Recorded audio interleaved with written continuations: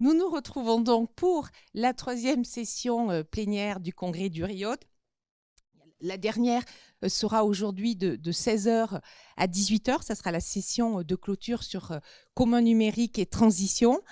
Donc le RIOD et l'université Sorbonne Paris Nord est très heureuse d'accueillir dans cette session les travaux de la chaire comptabilité écologique et je passe la parole à Aurélien qui va donc introduire votre session et bien sûr le RIOD vous remercie d'avoir pris en charge l'animation de cette session.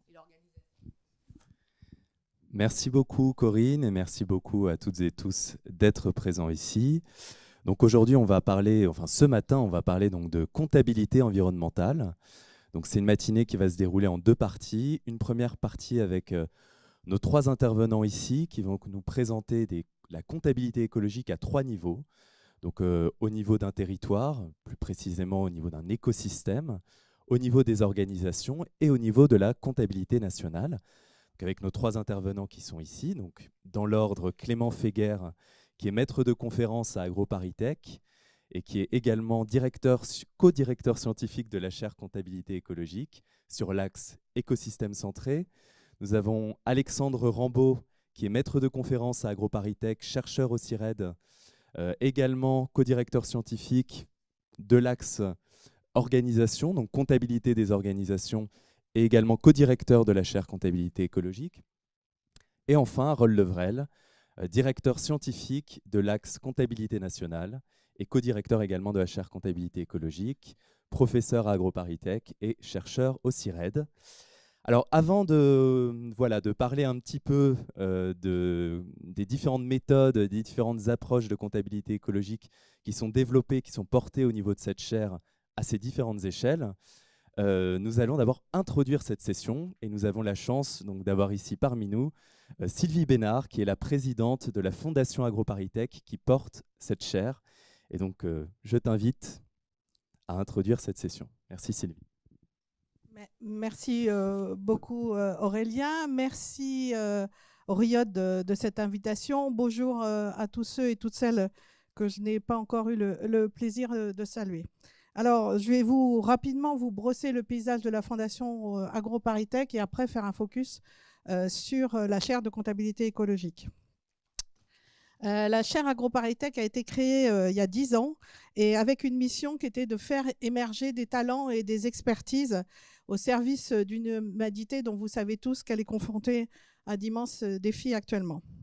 Elle est ancrée au cœur de la rigueur scientifique d'AgroParisTech et ses fondateurs sont AgroParisTech, bien sûr, l'association des alumni et la maison des ingénieurs agronomes. Elle s'adresse aux étudiants, aux enseignants, aux chercheurs, au personnel administratif, aux alumni, à toute personne qui fait partie de la grande communauté AgroParisTech. Ces objectifs sont de révéler, accompagner, fédérer, financer des talents, des porteurs de projets, de solutions face aux enjeux qui sont nourrir le monde, assurer la santé pour tous, préserver l'environnement, préserver la biodiversité. Elle apporte une boîte à solutions pour donner à chacun les moyens d'agir. Expertise du réseau scientifique, mécénat de compétences avec divers partenaires de tous ordres, mécénat financier, label de la Fondation, source de crédibilité et levée de fonds défiscalisés. Elle a développé 4 axes différents d'intervention. L'initiative S'engager pour développer l'esprit solidaire et responsable des étudiants, des experts en devenir ou d'experts déjà actifs. L'initiative Apprendre, qui va permettre aux étudiants en difficulté financière ou personnelle de devenir sereinement des professionnels engagés. L'initiative Entreprendre, qui donne des clés à chacun pour oser innover en équipe vers des projets solidaires, d'intérêt général, ouvertes au-delà d'AgroParisTech, c'est-à-dire que les équipes, il faut qu'il y ait un AgroParisTech, mais évidemment, il y a plein d'autres universités, d'autres structures, d'autres ONG qui sont partie prenante dans ces travaux. Et enfin, les chaires partenariales qui sont co-construites avec des acteurs complémentaires, qui sont des espaces de dialogue neutres et rigoureux, sans enjeux politiques ni économiques, pour atteindre des ambitions que personne ne pourrait faire tout seul dans son coin.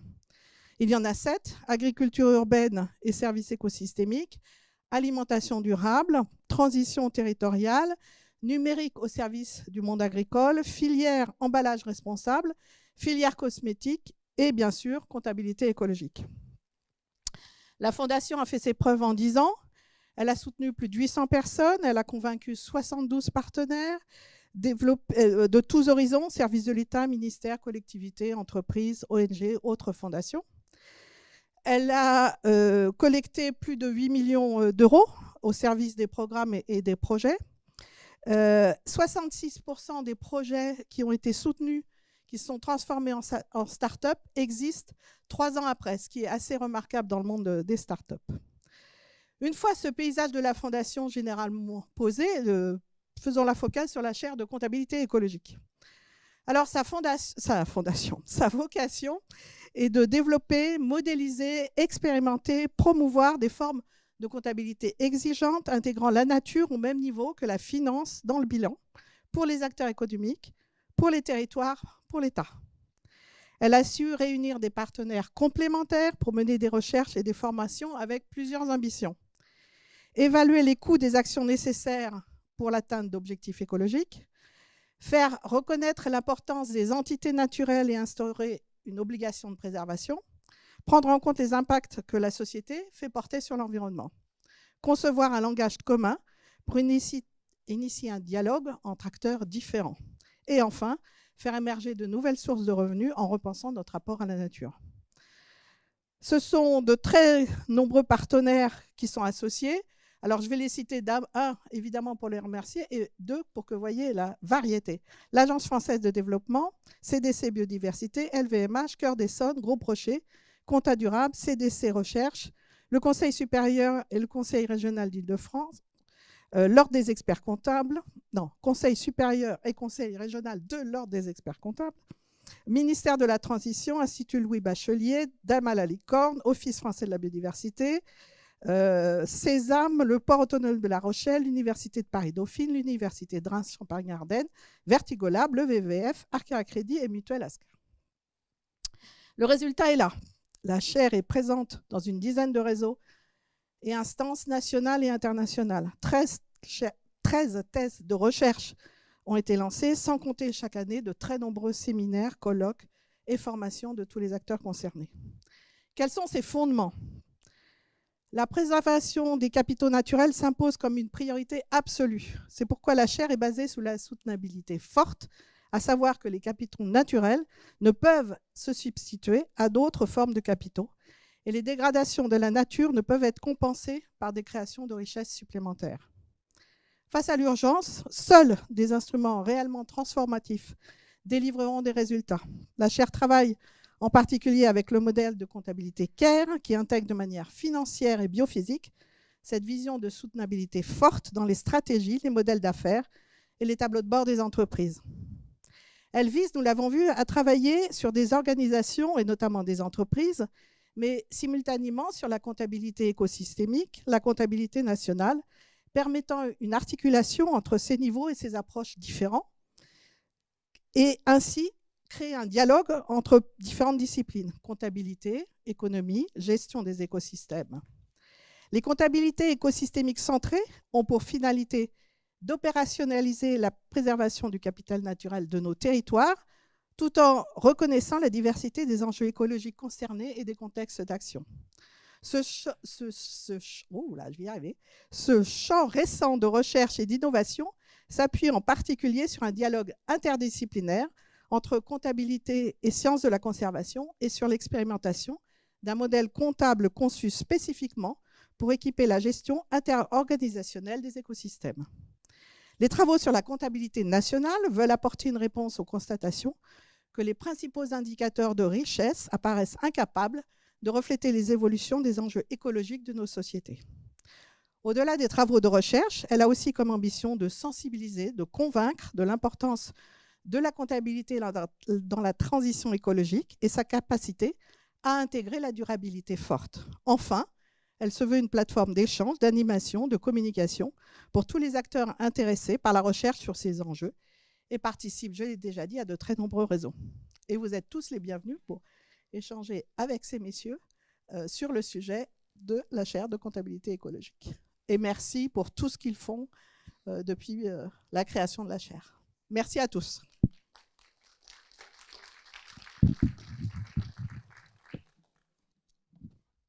Merci beaucoup Sylvie, je t'invite à rejoindre nos intervenants.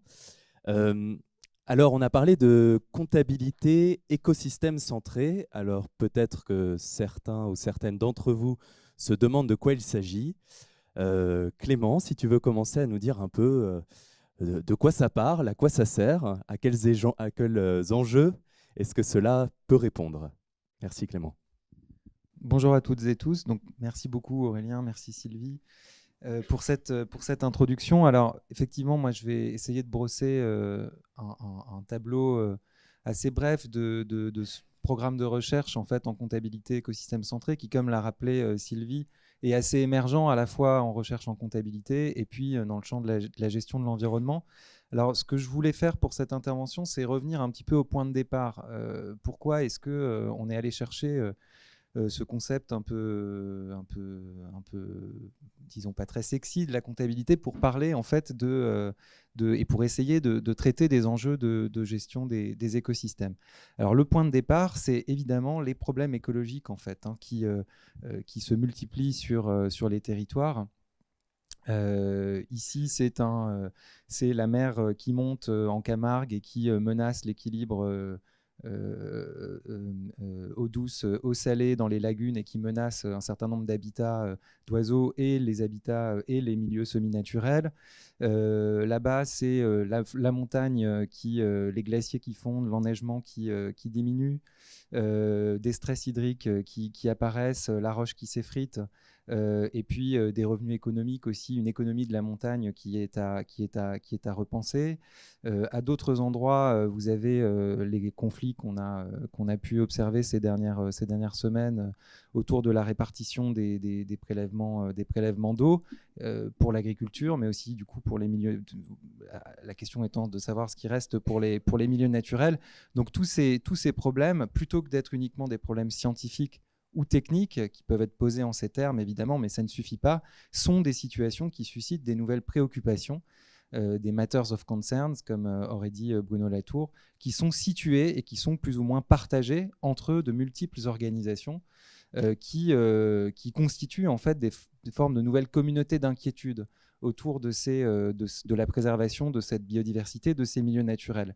Communauté d'inquiétude, pour reprendre dans le prolongement des communautés d'enquête chères aux pragmatistes, et qui font face du coup à des enjeux qu'ils considèrent comme existentiels. Donc ces problèmes, ils mettent en effet en lumière de manière parfois très crue nos interdépendances aux écosystèmes naturels, à leur bon fonctionnement, et aussi les interdépendances entre acteurs, entre organisations qui apparaissent au grand jour quand les écosystèmes naturels dont leurs activités dépendent ou auxquels ils tiennent se dégradent ou se raréfient et qui peuvent déboucher parfois sur un certain nombre de conflits.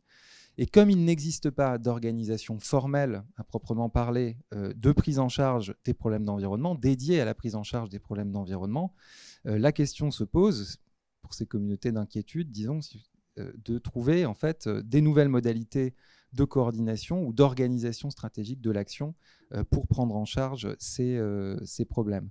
Et donc, pour faire ça, il y a besoin de cadres nouveaux de représentation de ces problèmes, d'une grammaire, de référentiels partagés, à la fois pour en explorer les tenants et les aboutissants, pour pouvoir nouer un dialogue autour de ces problèmes, mais aussi pour pouvoir statuer sur la qualité écologique du problème en question, de l'écosystème en question, comme focal et comme guide pour l'action collective et de chacun, pour évaluer les effets des actions ou des engagements de chacun.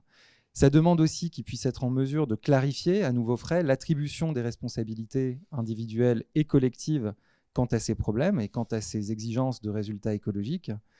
Et puis, au regard de ces responsabilités, d'être en capacité ou en mesure de développer des nouvelles capacités à agir collectivement, et ce, par-delà le cloisonnement des logiques d'action de chacun. Ce qui va demander, donc, concevoir d'une certaine manière de nouvelles stratégies de cogestion, et ce faisant, de renégocier les usages et les activités et les habitudes en fait, de chacun. Alors, la comptabilité écosystème centrée, justement, ce qu'elle propose, c'est de dire qu'une des formes de réponse à l'ensemble des enjeux que je viens de soulever sont de traiter ces problèmes écologiques comme étant fondamentalement des problèmes de comptabilité et de gestion qui appellent en fait au développement de nouvelles formes concrètes de ce qu'on a appelé des comptabilités écosystèmes centrées, qui ont pour finalité d'accompagner ces processus de mise en organisation des problèmes écologiques. Hein, donc c'est comment à la fois poser les bases théoriques et aussi comment concevoir des cadres comptables qui vont être dédiés à l'organisation collective de la prise en charge des écosystèmes dans une pluralité de situations sur les territoires. Et donc, la comptabilité, en fait, comme dispositif organisationnel qui peut permettre, en tout cas, d'apporter une réponse au caractère très distribué, en fait, des responsabilités et des leviers d'action autour de ces problèmes écologiques. Alors vous l'aurez compris, ici, écosystème, ce n'est pas à entendre comme des entités qui seraient naturalisées, qui seraient définies purement et définitivement, soit sur les plans écologiques, soit sur les plans économiques, soit sur le plan juridique, mais comme des problèmes, comme des enjeux à prendre en charge, qui demandent de se réorganiser et qui appellent du coup à ces nouvelles formes de comptabilité. J'insiste là-dessus parce que souvent on peut se dire qu'en fait ce sont des comptabilités pour la gestion locale de problèmes qui vont se poser autour de, donc ça nous rappelle Ostrom évidemment, mais autour de ressources ou autres. Mais en fait, si on prend par exemple la préoccupation grue blanche américaine, elle demande à ce qu'on s'organise pour sa préservation et son habitat s'étend du Texas jusqu'au nord du Canada dans des modalités organisationnelles et des agencements organisationnels qu'il faut penser sur l'ensemble de ces territoires et dans des modalités évidemment d'organisation qui vont être très différentes selon qu'on cherche à préserver les zones humides sur lesquelles se passe la nidification, plutôt enfin, voilà. Donc vous voyez que quand on centre sur une préoccupation, ça ne veut pas forcément dire on centre sur un problème local d'organisation, mais c'est bien une préoccupation écologique prise comme finalité qui appelle à des nouvelles formes d'organisation. Alors, quelques précisions sur pourquoi la comptabilité. Pourquoi est-ce qu'on en passe par ce terme, encore une fois, qui en bloque plus d'un quand j'essaye d'aborder ces questions. Alors, premièrement, la première raison, c'est qu'il existe autant de comptabilité possible qu'il existe des problèmes de gestion et des collectifs humains qui vont chercher à s'organiser pour prendre en charge ces problèmes. Donc, les collectifs les plus connus et étudiés pour lesquels des comptabilités ont été développées sont bien évidemment les entreprises, aussi les États, et ce depuis très longtemps, depuis les Sumériens. Mais il existe des collectifs et des finalités d'organisation plus inhabituelles.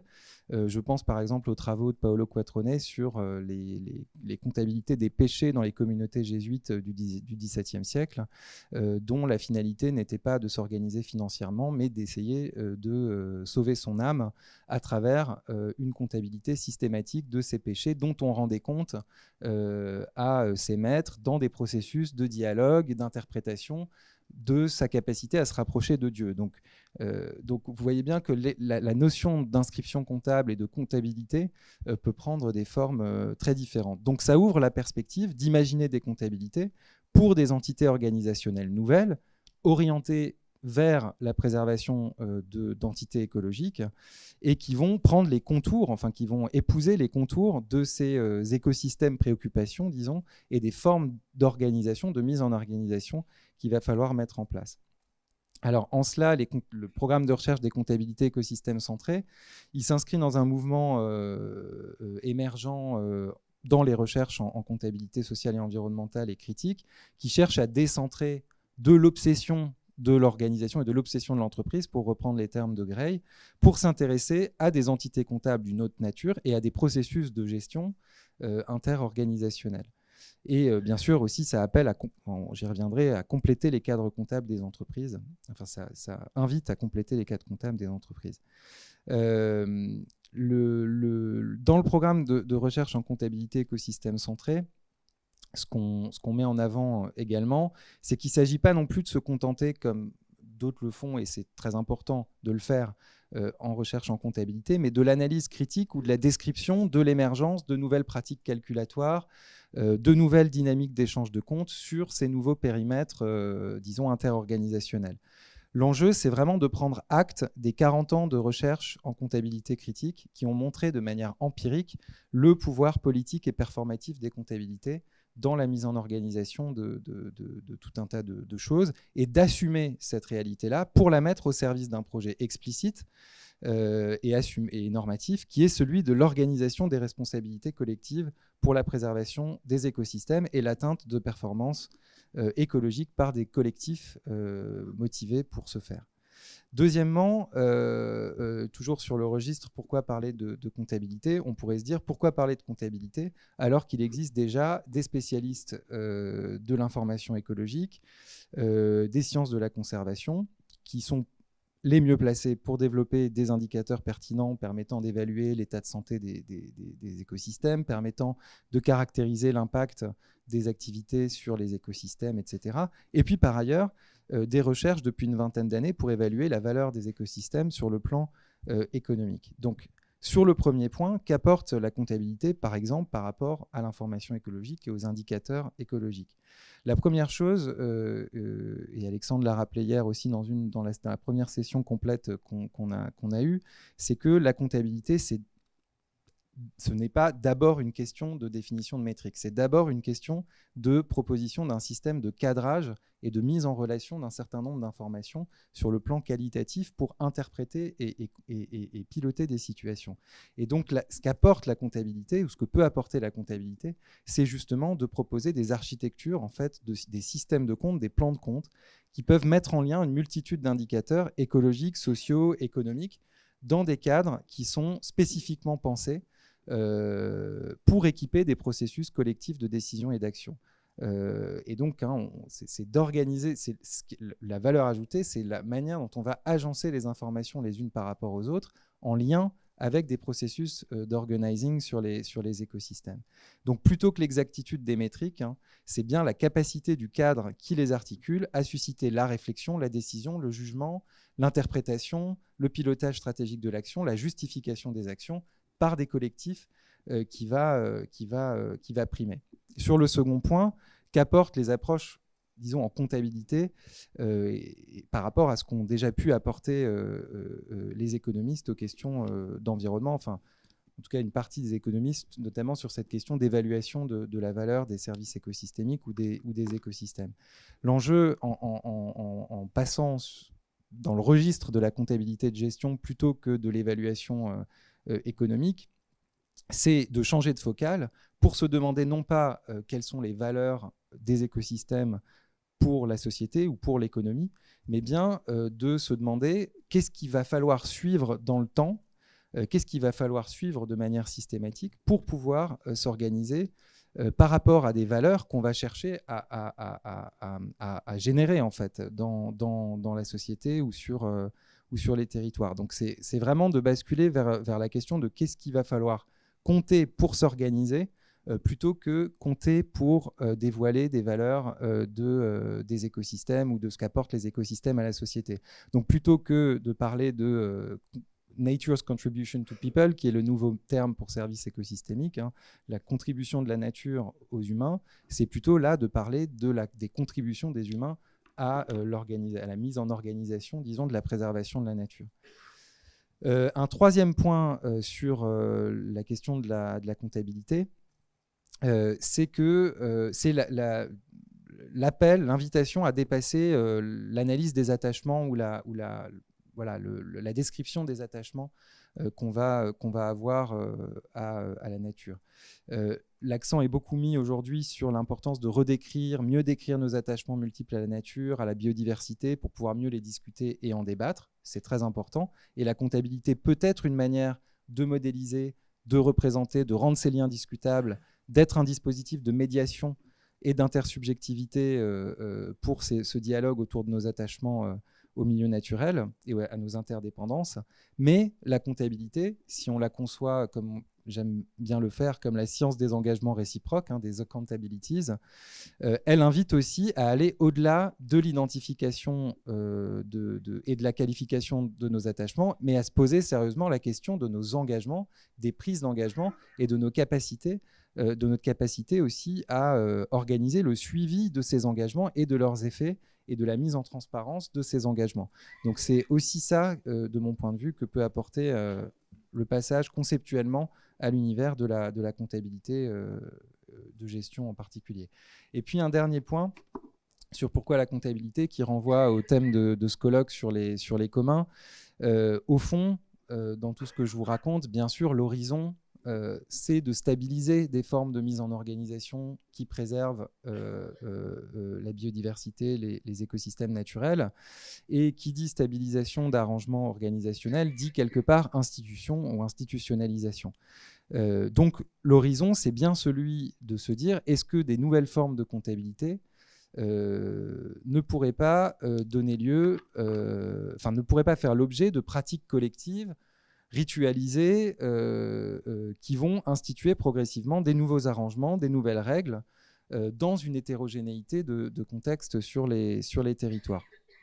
Alors, par rapport à ces enjeux de commun, on voit bien que là, qu'il y a des rapprochements avec des choses aussi qu'avait pu proposer Ostrom, de stabiliser des communautés d'action par la pratique autour d'un certain nombre de common pool resources, à la différence près, et elle n'est pas négligeable, que ces communautés d'inquiétude dont je parle, ou ces coalitions d'ailleurs d'inquiétude, ne partagent pas nécessairement l'usage d'une ressource, mais elles partagent justement une inquiétude, une préoccupation quant au bon état écologique de ces entités naturelles avec lesquelles elles sont en relation. Et ce décalage, c'est une invitation à débattre, offre aussi un angle critique sur la question des communs, à la fois parce que les périmètres dans lesquels se joue la préservation des écosystèmes et l'évaluation de leur bon état ne sont pas forcément ceux d'une communauté d'usage. Par ailleurs, sur la question de la préservation des écosystèmes et de leur bon état, il faut absolument, et c'est tout l'apport de l'analyse stratégique de la gestion environnementale qu'avait développé Laurent Mermet, on ne peut pas passer à côté de l'analyse des asymétries de pouvoir et de l'importance des secteurs d'activité dans cette... si on veut traiter sérieusement la question de l'organisation de la préservation des écosystèmes. Et puis, parce que, en fait, simplement, la finalité de la préservation des bons états écologiques, elle n'est pas partagée par tout le monde, et que ça aussi, ça a des implications sur qui constitue, en fait, ces communautés d'inquiétude. Mais c'est aussi, du coup, une opportunité de prolonger la réflexion sur les communs, notamment les communs environnementaux, en se demandant comment, par la volonté de s'organiser pour la préservation de ces bons états dans des nouvelles formes de collectifs, qu'est-ce que ça pourrait apporter aussi à la réflexion sur les communs. Il y a un 5e point important, c'est la réarticulation avec les comptabilités d'entreprise et nationales, mais j'y viens juste après. Donc concrètement, et je vais finir rapidement, qu'est-ce qui a été fait sur ces histoires de comptabilité écosystème centré et quels sont les chantiers en cours? Donc ce qui a été fait depuis maintenant quelques années, c'est déjà d'établir un certain nombre de bases théoriques à ce programme de recherche et de le faire en interdisciplinarité, notamment par des publications et des travaux dans le champ de la comptabilité, pour faire reconnaître la nécessité de penser ces nouvelles formes d'entités comptables interorganisationnelles ou collectives autour de problèmes d'environnement dans le champ de la comptabilité, et on n'est pas les seuls à le faire, mais aussi d'essayer de convaincre, disons, et d'associer les chercheurs en sciences de la conservation et en écologie, qui sont les premiers concernés par la production de données sur ces sujets, et qui, en fait, dans beaucoup de cas, sont aussi frustrés d'une certaine manière du manque de performativité des connaissances qu'ils produisent et des informations qu'ils utilisent. Donc voilà, c'est à ce croisement-là, donc aussi par des publications en conservation, qu'il s'agit qu'on a cherché à avancer. La deuxième chose qui a été faite et qui est maintenant le travail en cours, que vous aurez peut-être l'occasion de voir dans les sessions complètes, c'est de proposer en fait une architecture comptable, de chercher en fait vraiment, et on est encore dans cette recherche, une architecture comptable pertinente pour la gestion des problèmes collectifs, des problèmes écologiques. Et donc, il y a une proposition qui a été faite depuis quelques années, qui est maintenant, donc conceptuellement, on continue à travailler dessus, qui s'appuie sur des concepts assez simples, analyse de résultats, des pressions, des contributions, des responsabilités, des efforts, etc. Et de mettre à l'épreuve ce cadre dans une diversité de situations pragmatiques d'action et de gestion des écosystèmes. Donc, des études qui ont été faites sur la préservation d'une nappe phréatique dans l'ouest parisien, sur des enjeux de préservation d'habitats d'oiseaux migrateurs sur le littoral méditerranéen, sur des enjeux, si vous venez à la session complète, aussi de réensauvagement, par exemple, en Italie. Donc voilà, il y a un certain nombre de cas qui sont expérimentés. Voilà. Et un troisième point, et j'en finirai là, qui est évidemment un travail fondamental d'articulation de ces nouvelles comptabilités avec, d'un côté, les comptabilités d'entreprise et des cadres comptables qui soient alignés aussi avec cette question de préservation des bons états écologiques au niveau de l'entreprise. L'idée ici étant bien sûr de pouvoir resituer aussi les entreprises dans leur écosystème plus large et territorialisé de responsabilité, des contributions ou des impacts écologiques ne pouvant être évalués qu'au regard des systèmes collectifs dans lesquels chaque organisation est inscrite.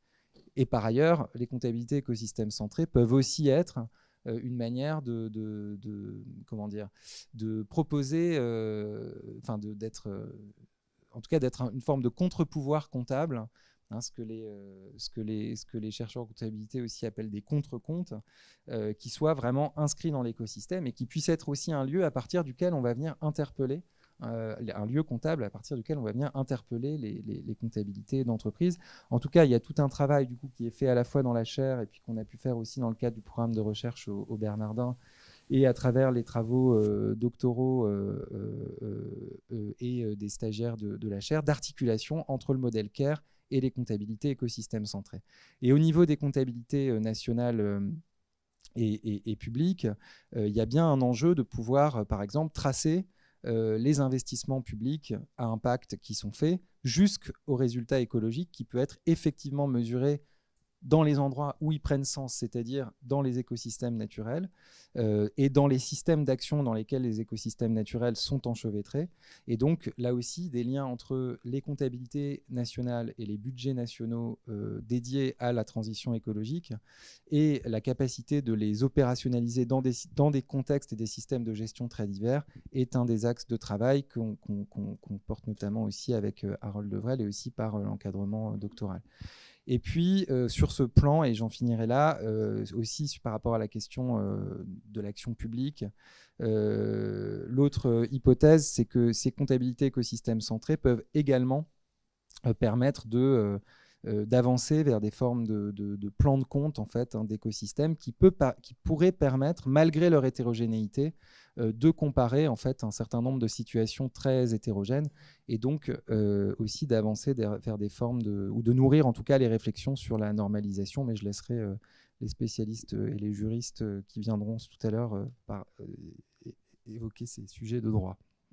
Voilà, j'espère vous avoir pu dire quelques mots du principe et de la philosophie des comptabilités écosystèmes centrés et des chantiers en cours, et d'avoir pu ouvrir à mes collègues aussi sur les autres niveaux de comptabilité écologique. Merci beaucoup. Merci beaucoup Clément. Alors maintenant, effectivement, on va passer à une échelle un tout petit peu plus petite. Donc on va passer de l'échelle des écosystèmes à l'échelle des organisations. Alors Alexandre, donc, comment est-ce qu'on va pouvoir tenter justement de matérialiser la question de la prise en compte de ces enjeux écologiques, mais également des impacts d'une organisation sur les entités qu'on essaye de préserver, et puis les contributions, donc ces différents termes qu'on a entendus dans le cadre des comptabilités écosystèmes centrés, et puis peut-être aussi pourquoi la manière de prendre en compte, de rendre compte, de compter, compte. Voilà, merci Alexandre. Oui, bonjour à toutes et à tous. Déjà, merci effectivement Auriod de nous donner cette opportunité de présenter ces travaux.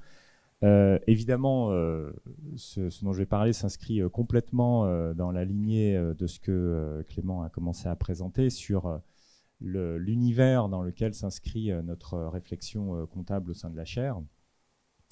Et donc, plus précisément sur la question des organisations, la problématique sous-jacente a été historiquement autour des travaux sur lesquels se fonde la chaire comptabilité écologique concernant la question des comptabilités organisationnelles sur les réflexions autour de ce qui a donné lieu au modèle et en fait au projet de recherche dit CARE, qui signifie donc Comprehensive Accounting in Respect of Ecology, donc une comptabilité intégrative dans le respect, on va dire, des sciences et en fait une certaine vision de l'écologie. Et donc ce projet, ce programme en fait, est basé sur plusieurs points saillants. Sur cette vision qu'il s'agit de prendre au sérieux ce qu'est la comptabilité, donc Clément l'a rappelé, et juste sur ce point-là, ça me permet, pour faire des liens aussi avec ce qu'on va entendre derrière sur les questions de droit, de justice, et sur les questions aussi d'abord des communs. C'est un auteur a énormément travaillé sur les liens justement entre comptabilité, économie et justice. Il s'agit de Proudhon, qui avait même mis au cœur de tout son travail sur une réorganisation sociale la question de la comptabilité. Et il disait la comptabilité est à l'économie politique ce que la procédure est à la justice. C'est-à-dire qu'on a en fait une métaphysique de la façon de s'organiser pour atteindre certaines finalités politiques, et que la comptabilité est là pour justement organiser et vraiment structurer une façon de penser et une façon de produire un certain système organisationnel qui va donc dans des buts, notamment donc d'économie politique, et donc dans une certaine finalité sociétale. Et je pense que là, c'est vraiment ça qui est derrière les travaux de la chaire. Et au niveau organisationnel, c'est ça, c'est comment est-ce qu'on produit une autre vision de l'entreprise, et donc d'avoir une économie politique de l'entreprise à travers justement la façon de s'organiser, les procédures d'organisation, mais procédures vraiment dans un sens de comment à la fois concrètement, mais aussi métaphysiquement, on recomprend l'organisation en tant que telle. Donc c'est dans cette trajectoire que s'inscrit le programme CARE, avec donc d'un côté l'idée qu'on a en fait une comptabilité organisationnelle qui existe, on va dire au sens classique, traditionnel, justement depuis très longtemps, qui est en fait une sorte de comptabilité de subsistance, dans un sens positif, des organisations. Comment est-ce qu'une organisation peut tenir dans le temps? Et cette comptabilité-là repose sur un cycle assez clair et assez, on va dire, assez basé sur une vision très pratique en fait, de la gestion des affaires, qui est de dire, pour qu'une organisation arrive à tenir dans le temps, elle a besoin d'un certain nombre d'avances qui constituent des dettes. Ces avances sont employées par l'organisation. Ces avances donc employées permettent de créer de la valeur. La valeur va pouvoir contribuer au remboursement des avances, et s'il y a un surplus, c'est le profit. Donc cette base-là, qui existe depuis le Moyen-Âge, vraiment structure toute l'organisation des affaires au jour le jour et dans le monde entier. Et en fait, n'est pas du tout ni un support du capitalisme, ni un support... c'est vraiment quelque chose qui a été repris, cette vision-là. On la retrouve à la fois dans l'URSS soviétique. On la retrouve aussi dans les quelques expérimentations qu'il y a pu avoir en Yougoslavie autogestionnaire, dans la phase qui était encore autogestionnaire. Et en fait, on a les mêmes supports, mais qui vont être interprétés différemment. Ce que je veux dire par là, c'est que la question de base, c'est de comprendre structurellement comment est-ce qu'une organisation fonctionne, et à partir de là, savoir comment réorienter pour justement aller vers une autre vision de l'organisation prise dans des impératifs écologiques. Alors, à cette façon donc très substantielle de comprendre la comptabilité et l'organisation, enfin les modes de fonctionnement de l'organisation, s'opposent des systèmes comptables qui se sont imposés, commencé à s'imposer, en tout cas dans une certaine pensée dominante ces dernières années, qui voudrait faire en fait de la comptabilité une simple caisse de résonance des marchés financiers. C'est-à-dire que là, on est complètement à l'opposé du fonctionnement intrinsèque d'une organisation en tant que telle, on va en fait aller vers des systèmes comptables qui perdent d'ailleurs énormément en substance, c'est-à-dire qu'ils ne sont pas là pour véritablement poser le terme qui a été employé, une architecture particulière ou vraiment savoir comment l'organisation fonctionne en tant que telle. En fait, c'est pas ce qui est intéressant dans le système comptable, c'est considérer qu'en fait un système comptable est simplement là pour enregistrer des grandeurs économiques, financiarisées, et de permettre des analyses coûts-bénéfices où finalement la gestion serait uniquement organisée autour de la gouvernance par les nombres. Donc on capte en fait des valeurs données par les marchés, la comptabilité donc ne fait que capter des valeurs données par les marchés, on fait en fait des calculs, à la fin on obtient un nombre, s'il est positif on continue, si c'est négatif on réoriente, etc. Ce qui est vraiment à l'opposé de tout le déroulement et de toute la conception comptable, encore une fois traditionnelle, historique, et encore une fois celle qui permet la gestion des entreprises au jour le jour. Donc il y a ce constat donc de dire qu'est-ce que fondamentalement la comptabilité au sein des organisations, qu'est-ce qui s'est passé ces dernières années.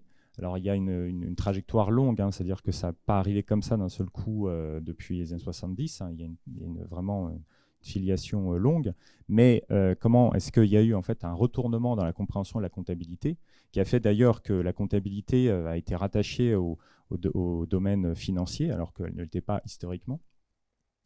Et qu'est-ce que ça fait justement, ça, pour penser les questions écologiques?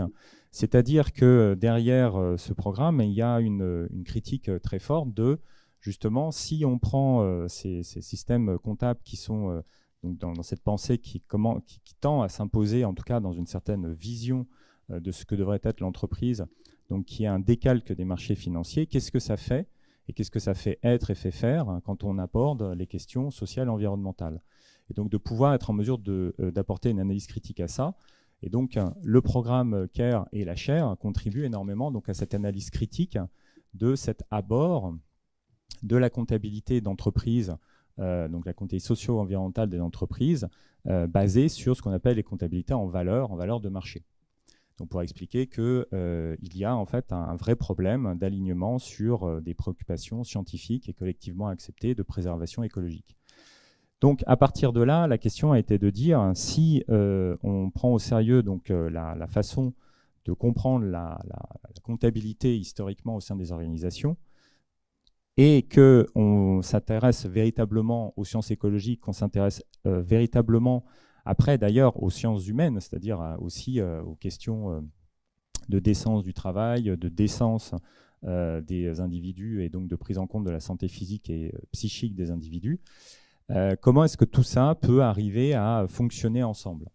Et donc, c'est là où vraiment on a la base de ce qu'on va appeler le cadre conceptuel de CARE, où l'idée fondamentale, c'est de dire, alors qu'il y a pour l'instant uniquement une reconnaissance d'avance en termes financiers, on va reconnaître qu'il y a des avances en termes écosystémiques et en termes humains, sociaux. Que ces avances doivent constituer des dettes et qu'il y a donc un enjeu de redevabilité nouveau qui doit être créé et qu'ensuite on va essayer de voir au sein de la structuration des modèles organisationnels comment est-ce que ces nouveaux types d'avances en termes écosystémiques, en termes sociaux, s'insèrent véritablement dans le modèle d'affaires, le modèle organisationnel de façon générale, puisqu'on travaille aussi avec des organismes publics. Et du coup, derrière CARE, et ça c'est un point, je pense aussi très important à mentionner, c'est que il y a à la fois et autant la question de la structuration de la redevabilité vis-à-vis des écosystèmes et vis-à-vis des êtres humains. Donc comment on structure littéralement une dette écologique, qui est un élément central de convergence des travaux de la chaire comptabilité écologique, c'est cette structuration de la dette écologique ou des dettes écologiques.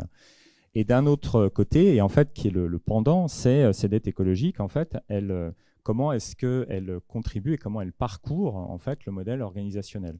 C'est-à-dire que c'est comprendre qu'on ne peut pas avoir en fait une dette écologique si derrière on ne comprend pas justement qu'est-ce que ça fait au niveau des organisations. Comment les écosystèmes sont notamment utilisés, sont employés, et donc qu'est-ce qui génère la dette écologique. Et à partir de là, ça permet d'avoir une relecture des modèles organisationnels, donc de reposer la question de comment fonctionne une organisation, littéralement avec les acteurs de terrain, pour voir comment est-ce qu'on peut donc réaxer, réorienter ces modèles d'affaires. Donc ce que je veux dire par là, c'est que l'abord par la comptabilité est véritablement un abord de restructuration de modèles organisationnels. Et ça, c'est quelque chose qui n'est pas toujours complètement clair quand on parle de comptabilité, qu'on parle véritablement de restructuration de modèles d'affaires pour les entreprises et de modèles organisationnels de façon générale. Donc ça, c'est un des éléments qu'on travaille énormément avec les acteurs de terrain, donc sur cette question de reposer véritablement les modèles organisationnels. Donc tout ça pour dire que derrière ce projet, on a tout à la fois cette question de prendre au sérieux ce qu'est la comptabilité, de partir d'un certain nombre de constats et d'analyses critiques aussi de l'existant, et derrière de proposer en fait un cadre conceptuel qui soit logiquement déduit en fait de qu'est-ce qu'on pourrait faire si on part de la base traditionnelle de la comptabilité et qu'on intègre la question des dettes écologiques, qu'est-ce que ça a comme conséquence? Et donc c'est là-dessus que travaille, donc on a un certain nombre de doctorantes et de doctorants, on a un certain nombre de stagiaires, on a un certain nombre aussi de chercheuses et chercheurs qui sont associés, soit directement à la chaire, soit via des programmes de recherche qui sont ensuite rattachés à la chaire. Donc c'est-à-dire qu'on a une communauté vraiment de recherche, et on a une communauté aussi non seulement de recherche, mais on travaille avec des professionnels, on travaille avec des ONG diverses et variées, comme le WWF par exemple, avec qui la chaire a monté le Lab Capital Naturel. On travaille avec le CERCES, le Cercle des comptables environnementaux et sociaux, qui est là pour fédérer justement les professionnels et les acteurs au sens large qui sont intéressés par ces travaux et qui sont intéressés par la mise en application réelle du programme CARE. Donc pour essayer justement d'avoir une intersection, une interrelation très fine et forte entre le travail de recherche qui est nécessaire et le travail de terrain pour savoir comment est-ce qu'on peut vraiment le mettre dans les organisations, comment justement le terrain nous permet de mettre en avant qu'il y a des limites, qu'il y a des freins, et donc qu'est-ce que ça veut dire, comment on avance, etc.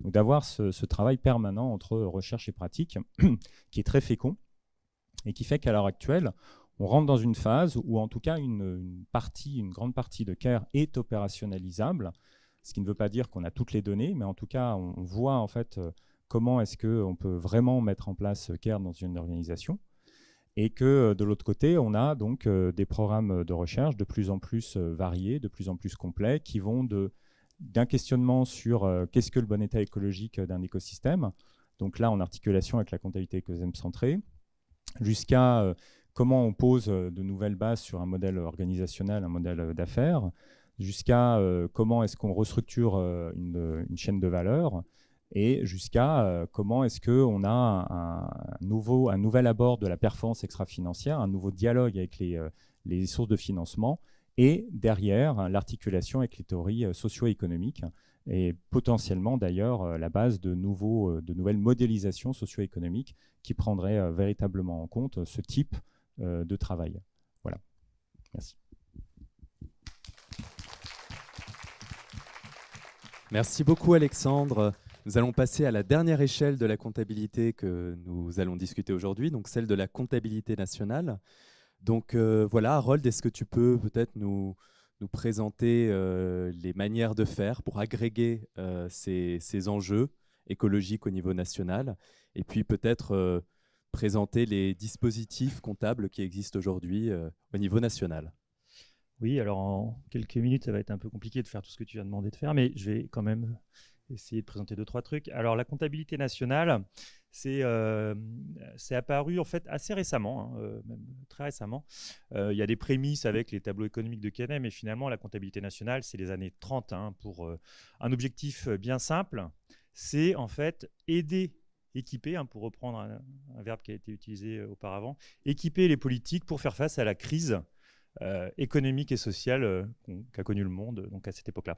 Donc en fait, sa fonction vraiment, la comptabilité nationale, c'est d'aider la puissance publique, et dans des moments de crise, principalement. Et en fait, on peut faire le parallèle avec la crise écologique actuelle. C'est peut-être aujourd'hui le regain d'intérêt que connaît la comptabilité nationale, c'est dû à cette crise écologique, et on voit bien qu'avec ces notions de planification écologique, eh bien finalement, la comptabilité nationale peut avoir une nouvelle fonction, Et de ce point de vue-là, on a des choses, je pense, intéressantes à construire. Donc dans le cas de la chaire, donc comme il a déjà été dit, on a adopté un principe de durabilité forte, qui est assez spécifique dans le champ de l'économie. Alors, sur l'approche qu'on adopte, elle est assez spécifique dans le sens qu'elle est focalisée sur les indicateurs biophysiques. Et finalement, le regain d'intérêt sur la comptabilité écologique, au-delà du fait qu'on utilise le terme de planification écologique un petit peu dans pas mal d'arènes, c'est lié à deux actualités, je dirais. Actualités qui peuvent dater un petit peu, mais qui sont en tout cas contemporaines.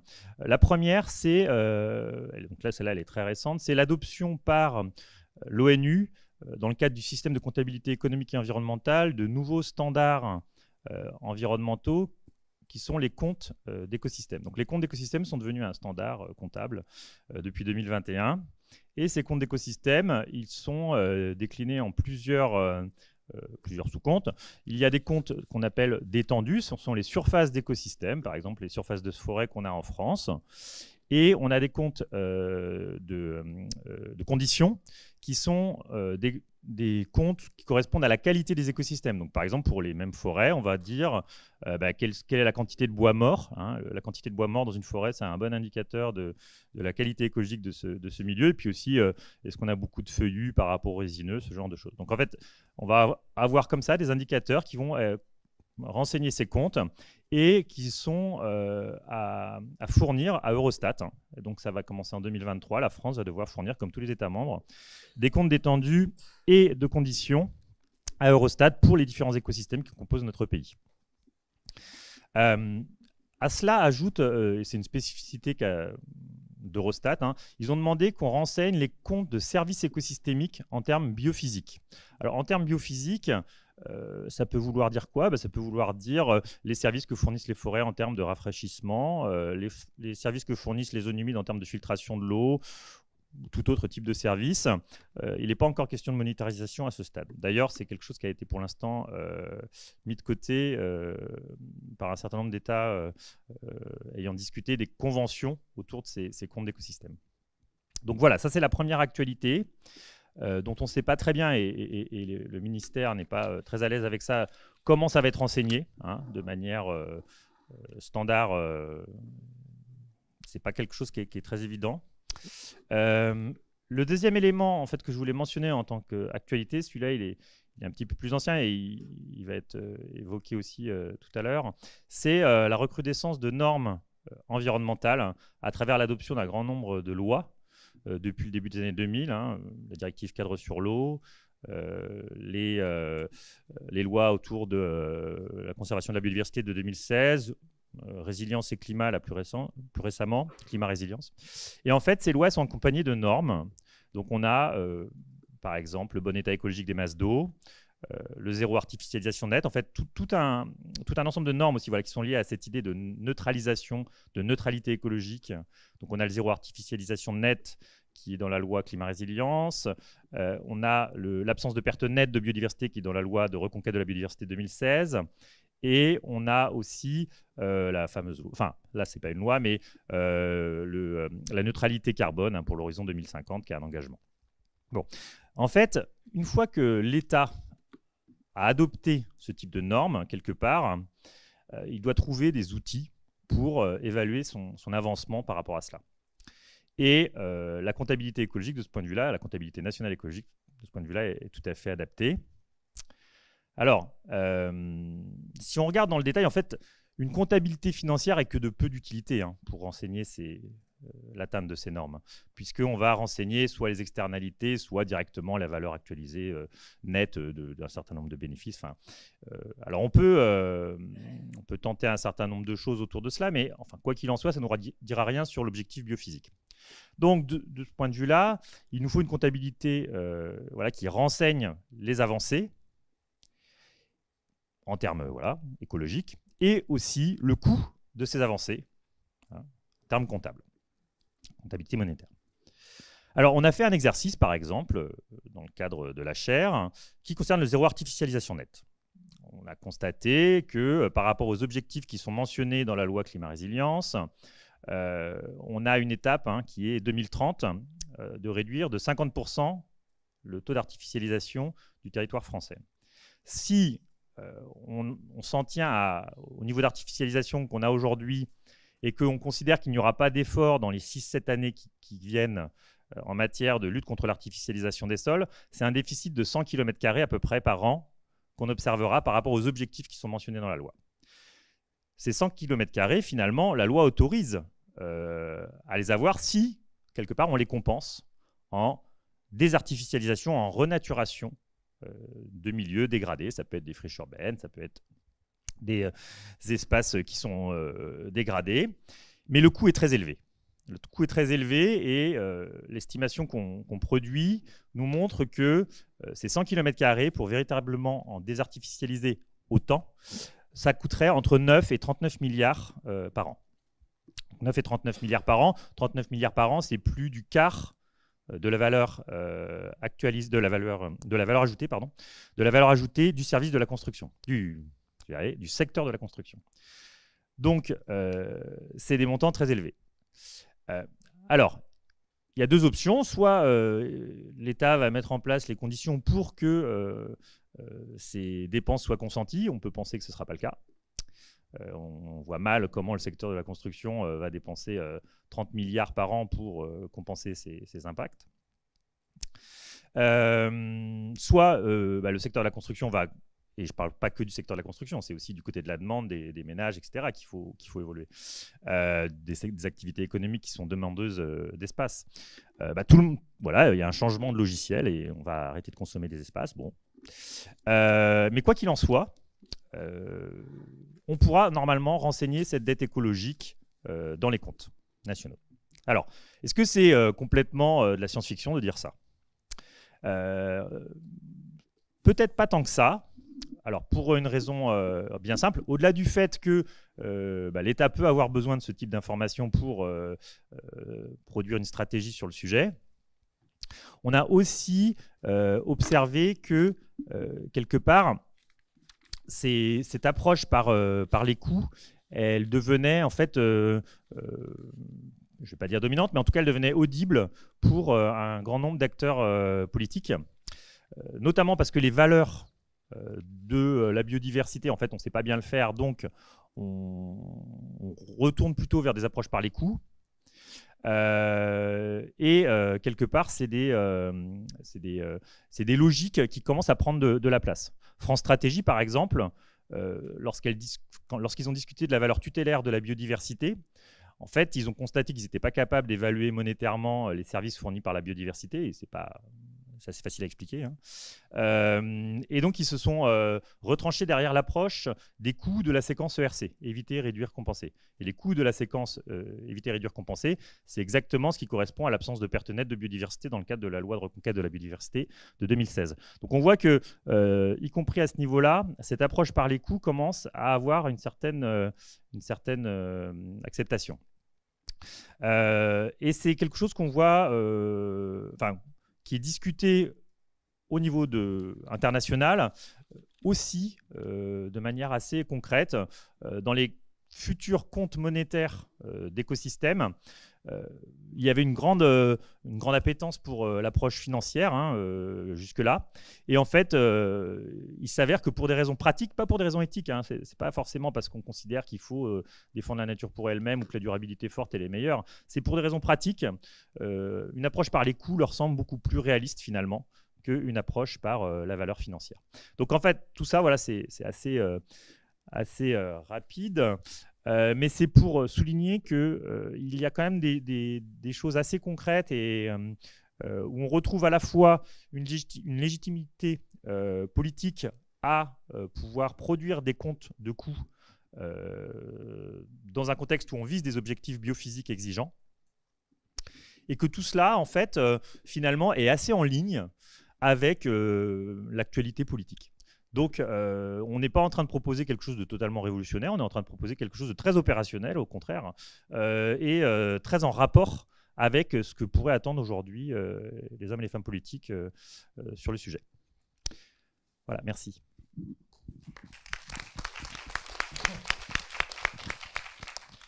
Merci beaucoup Harold et merci à tous les quatre. Nous allons passer à la deuxième partie de cette matinée avec une table ronde en présence donc de Sylvie Bénard qui est déjà parmi nous et qui est donc en plus d'être présidente de la Fondation AgroParisTech, directrice du cabinet La Dame à la Licorne.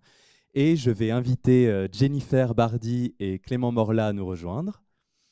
Jennifer Bardy est maîtresse de conférences en droit privé et Clément Morla est socio-économiste et également coordinateur scientifique à la chaire comptabilité écologique et directeur opérationnel du CERCES qui vous sera présenté un peu plus tard. Donc, maîtresse de conférence à l'Université Côte d'Azur, je précise, Jennifer Bardy. Donc merci d'être parmi nous. Donc on va continuer de parler de comptabilité écologique, mais avec aussi d'autres regards, et notamment le regard du droit. Donc on a pas mal parlé de réglementation, on a parlé de normes, on a parlé de cadres. Donc voilà, on se rend bien compte que la question du droit, la question des cadres juridiques est en fait complètement essentielle pour mettre en place ces nouveaux dispositifs comptables. Donc certains sont déjà en cours d'implémentation. Donc Jennifer, je vais commencer par te poser cette première question. Donc sans entrer tout de suite dans le projet de la chaire et les modèles qui ont pu être évoqués, en quoi le droit peut-il venir en appui aux comptabilités environnementales et inversement, comment le droit peut s'inspirer des réflexions qui irriguent la comptabilité environnementale? Merci beaucoup Aurélien. C'est bon, vous m'entendez?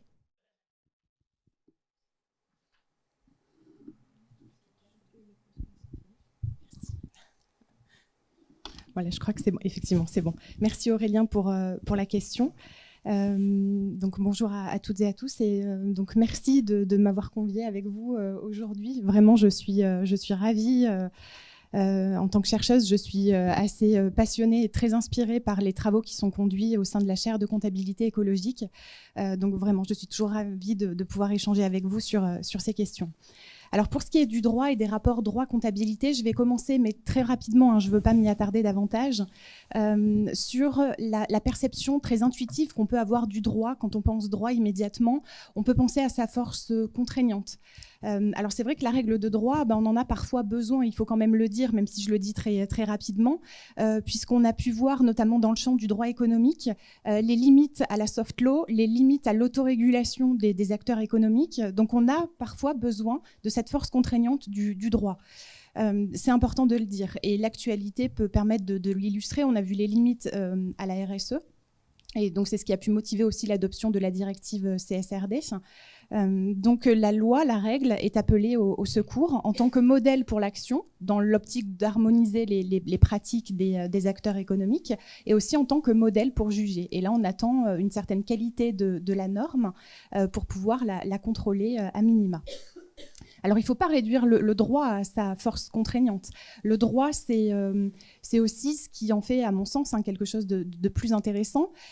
Tout comme la comptabilité ne doit pas être réduite à un outil purement technique. Donc, quand on commence à appréhender, à approcher la question comptable, on s'aperçoit qu'elle est au cœur d'enjeux politiques, qu'elle n'est certainement pas neutre.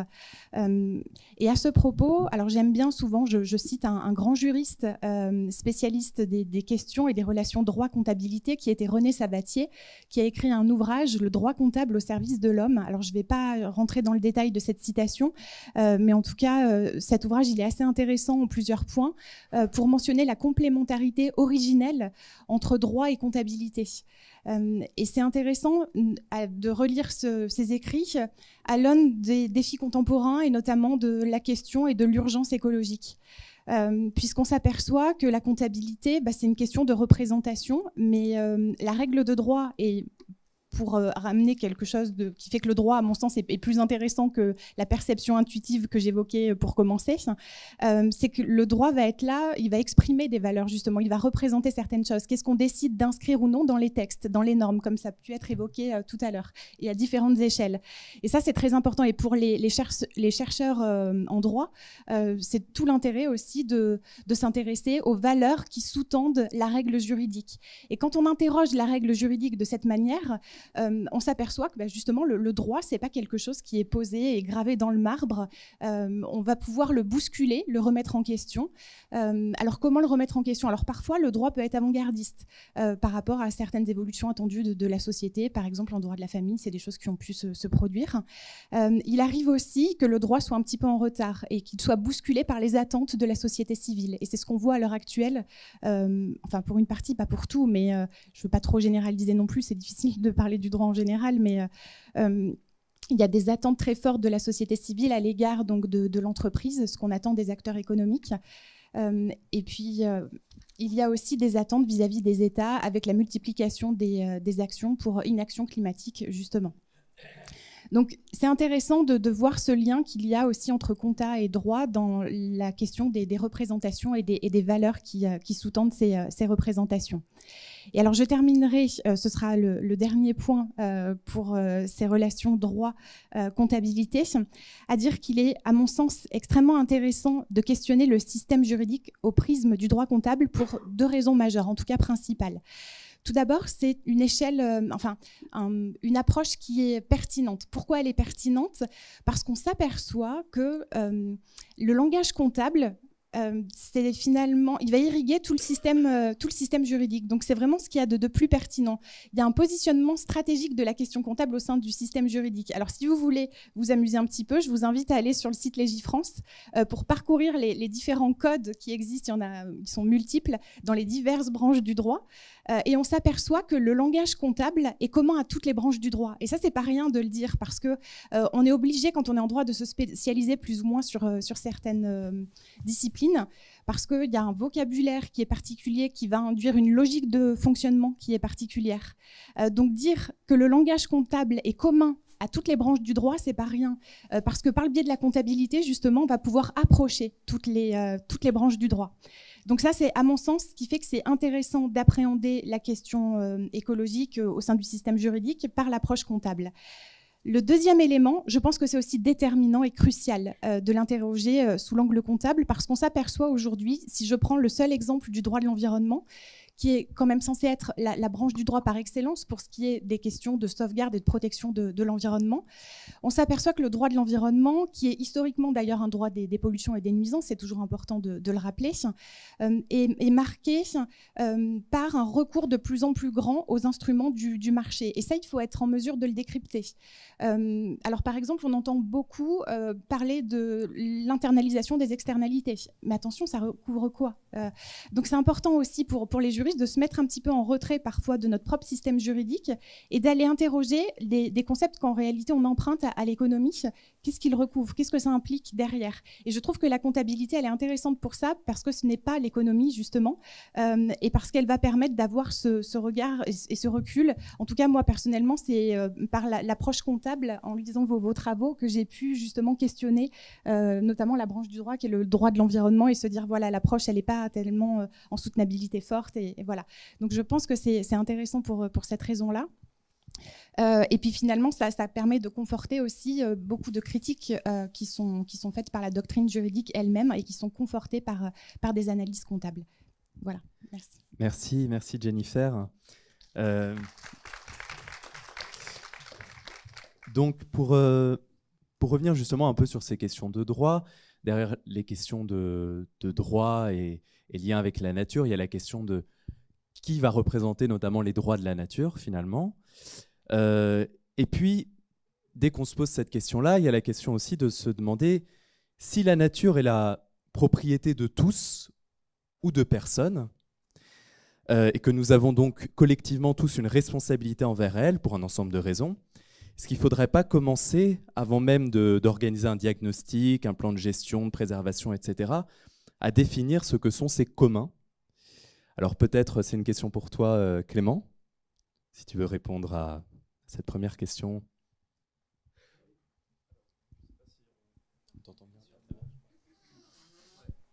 Et là, ouais, c'est mieux. Merci beaucoup pour cette question et merci pour l'organisation. Alors effectivement, quand on dit c'est commun, qu'est-ce que c'est un commun? Il y a plusieurs définitions, plusieurs tendances, mais grosso modo, 3 composantes, une chose à préserver, par exemple une entité naturelle, une communauté qui tombe d'accord pour la préserver, et puis des règles de responsabilité liées à l'utilisation et à la préservation de cette chose, donc des règles que se fixent les acteurs de cette communauté. Mais là, quand tu parles de propriété, en mentionnant que c'est propriété de tous ou propriété de personne, en fait, c'est vraiment un point de bifurcation, en fait. Parce que si on parle de propriété de tous, c'est quelque chose que je possède, certes avec tous, mais ça reste une possession. Et donc, on a l'idée derrière, un petit peu en sous-bassement, l'idée de bien avec une connotation économique. Alors, un bien qui est commun, mais quand même une chose qui est possédée par l'humanité. Si à côté, par contre, la nature n'est propriété de personne, elle n'est pas possédée, même pas par l'ensemble des humains. Et donc ce n'est pas un bien, c'est une composante du monde commun. Un monde dans lequel il faut vivre, et si possible, vivre bien, mais avec, cette fois-ci, pardon pour le jeu de mots, mais une connotation sociale de ce que c'est que le bien, et pas économique. Et donc dans ce deuxième cas, le référentiel pour allouer des responsabilités, ça ne peut pas être la propriété du foncier, public ou privé, qui morcelle le sol. Ou alors, ça ne peut pas être non plus la propriété de l'appareil productif qui est installé sur ce sol et qui impacte les écosystèmes. On ne va pas dire répartissez-vous des droits d'exploitation et des devoirs de préservation en adaptant ex nihilo des responsabilités qui s'imposent juridiquement déjà. Ou qui s'imposent à vous, donc à travers vos droits de propriété ou à travers vos secteurs d'activité. Si on décide de préserver la nature, et c'est un petit peu ce que disait Clément Feillard tout à l'heure, si on décide de la préserver en ce qu'elle est une composante du monde commun, le référentiel d'allocation de responsabilité ne peut pas être un référentiel administratif. Le référentiel doit être politique, intrinsèquement. L'ensemble des préoccupations autour de ce que sont les bons états du monde commun. Et par exemple, les comptabilités écosystèmes centrées, on est d'abord dans une logique de diagnostic des bons états des écosystèmes, puis de construction des bonnes coopérations pour la bonne réalisation des objectifs écologiques, et des coopérations qui impliquent des règles de bonne gouvernance des pratiques économiques. Et ces règles vont bien sûr tenir compte des droits de propriété qui s'accompagnent de responsabilités déjà établies et qui conditionnent la façon dont on va mettre en œuvre la préservation de la nature dans cette bonne gouvernance.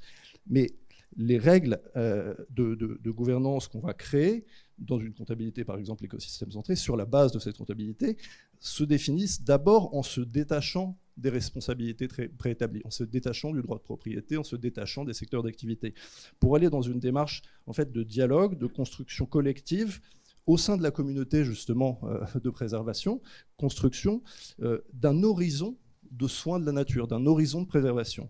Et voilà. Donc, CARE non plus, en fait, ne se fonde pas sur des responsabilités préétablies. Dans la logique CARE, on parle de porteurs de préoccupations écologiques relatives à l'effet d'une organisation. Il y a ensuite une démarche de traduction de bons états des écosystèmes. Voilà, l'organisation entre ensuite en dialogue avec le tissu socio-économique local pour concevoir des actions de préservation qui soient proportionnées à son impact.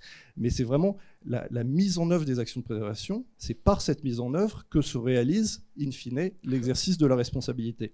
Et donc, en fait, ce que j'aime bien, moi, dans CARE et dans Écosystème centré, c'est que ces comptabilités proposent quelque chose de nouveau, en ce sens où il s'agit de compter pas seulement pour appliquer des règles, mais il s'agit avant tout de compter pour définir les règles. Et donc les définir hors des cloisonnements administratifs, hors des pensées en silo, et en ayant conscience que en mettant en place les nouvelles règles, vont apparaître d'autres préoccupations peut-être et d'autres façons de compter. Donc on est vraiment dans une comptabilité en mouvement. Ce qui veut dire que mobiliser CARE et écosystème centré, et éventuellement vouloir les articuler avec la prise en compte des coûts écologiques au niveau de la comptabilité nationale, c'est vraiment assumer de compter dans un monde en mouvement, avec plusieurs gestes pour saisir les mouvements de ce monde. Et c'est important qu'on est dans une logique de transition écologique, on ne va pas compter de façon statique. Donc d'abord le geste qui consiste à se saisir du mouvement du référentiel des préoccupations écologiques. C'est un mouvement, là ce référentiel évolue en fonction des dynamiques des écosystèmes, mais aussi des dynamiques des savoirs scientifiques. Et ensuite il y a un deuxième geste, par lequel la comptabilité se saisit des mouvements du monde, c'est le geste qui permet de saisir l'évolution de la représentation des organisations et de leurs relations réelles entre elles et à la nature, c'est-à-dire pas leurs relations telles qu'elles sont à travers les droits de propriété et les systèmes, les secteurs d'activité. Et enfin, ces organisations en fait ne se transforment, si on regarde la comptabilité comme transformative, ces organisations ne se transforment pas seules ou dans le cadre d'un secteur d'activité, et c'est vraiment pour ça qu'on parle justement d'un commun. Donc quand on parle de commun, il faut faire en sorte que les règles de gouvernance au sein de ce commun garantissent un processus de dialogue et d'ajustement entre le niveau des responsabilités des organisations et de leurs responsabilités qui s'appliquent à des activités singulières dans des secteurs d'activités singulières, etc. Et puis le niveau d'une communauté territoriale qui puisse garantir que la demande sociale locale en biens et services économiques, qui est une demande encore une fois évolutive, soit fondée, des biens et services économiques qui sont fondés sur l'exploitation de la nature, que cette demande sociale locale soit cohérente avec des objectifs partagés de préservation écologique, des objectifs qui sont aussi évolutifs, et que ces objectifs donc, vraiment s'inscrivent dans les limites écologiques des écosystèmes, ces derniers étant aussi animés intrinsèquement et donc évolutifs. Autrement dit, pour répondre à la question initiale que tu posais, Aurélien, c'est plutôt le diagnostic écologique qui doit mener à définir le commun que l'inverse. Parce que dans un commun, certes, chacune des organisations va penser dans un même mouvement sa transformation et l'exercice de sa responsabilité, mais la démarche commence tout de même par la responsabilité, puisque la responsabilité s'effectue au regard de la prise en compte justement des dynamiques du monde. Voilà. Et donc c'est vraiment en ça que la chaire comptabilité écologique propose quelque chose une sorte de changement de paradigme pour la gouvernance des communs, à mes yeux. C'est-à-dire, à travers le mode de représentation partagée qu'est la comptabilité, les travaux de la chaire permettent vraiment de déplacer le cœur de l'attention depuis les structures de responsabilité déjà établies vers un travail collectif de formalisation de nouvelles responsabilités qui sont définies spécifiquement autour des préoccupations écologiques. Et cette comptabilité comme représentation partagée permet aussi de concevoir l'exercice de ces nouvelles responsabilités dans une démarche collective et cohérente de transformation des modèles d'activité qui s'inscrivent, soit qui s'inscrivent dans les responsabilités établies ou alors en surcouche sans changer les choses, soit qui petit à petit vont vraiment faire bouger les lignes à la fois juridiques et économiques. Voilà. Merci beaucoup Clément. Alors, on va essayer de garder 20 minutes d'échange à la fin, donc je vais essayer d'aller vite dans les questions. Alors, Jennifer, je vais te redonner la parole, puisqu'on a reparlé un peu de comptabilité écosystème centré. On a parlé aussi un peu de la comptabilité nationale, en parlant des coûts écologiques non payés, des coûts à consentir. Alors, finalement, à la fois au niveau de cette comptabilité écosystème centré et au niveau de la comptabilité nationale, est-ce que finalement, ces initiatives pourraient être accompagnées de certaines évolutions sur le plan réglementaire, et quelles seraient ces évolutions possibles? Merci Aurélien. Alors, je vais repartir quand même des diagnostics qui ont été posés par Harold Levrel tout à l'heure sur effectivement les grands objectifs qu'on a pu avoir dans les dernières lois. Donc la plus récente, loi climat et résilience de 2021, avec le zéro artificialisation nette, et puis d'autres grands objectifs qu'on retrouve notamment au sein de l'article L110-1 du Code de l'environnement.